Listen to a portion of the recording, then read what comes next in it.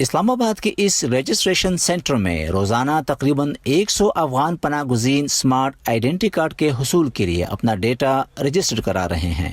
تاہم حالات کو دیکھتے ہوئے بیشتر پناہ گزینوں کا کہنا ہے کہ وہ فوری طور پر وطن واپسی کا ارادہ نہیں رکھتے۔ 44 سالہ نثار احمد فقیر زادہ 1992 میں اپنے خاندان سمیت کابل سے اسلام آباد آئے۔ امن کے باتیں تو کافی عرصے سے چل رہا ہے، تو یہ کئی دفعہ جو ہے کافی ٹائم سے چل رہا ہے، ابھی تک جو ہے اتنا یہ مسئلہ سالو نہیں ہوا۔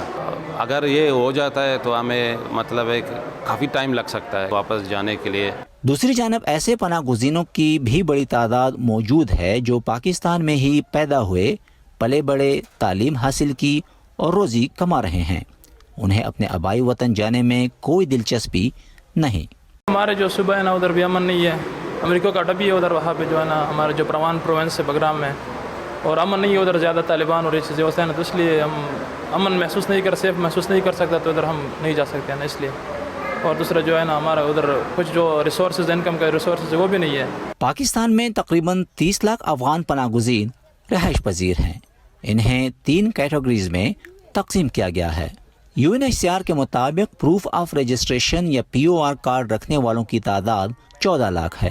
افغان سٹیزن کارڈ رکھنے والوں کی تعداد 8,80,000، جبکہ باقی ماندہ افغان بغیر کسی دستاویزی ثبوت کے پاکستان میں رہ رہے ہیں۔ پاکستان میں بسنے والے افغان پناہ گزینوں کو اسمارٹ کارڈ جاری کرنے کی مہم 6 ماہ تک جاری رہے گی۔ اس کارڈ میں بائیو میٹرک ڈیٹا محفوظ رکھنے کی استعداد ہوگی اور یہ کارڈ 2 سال کے لیے مؤثر ہوگا۔ حکام کے مطابق اس کا مقصد افغان پناہ گزین کے لیے اسکولوں، ہسپتالوں اور بینکوں سمیت اہم سروسز کے حصول کو بہت تیز اور محفوظ بنانا ہے۔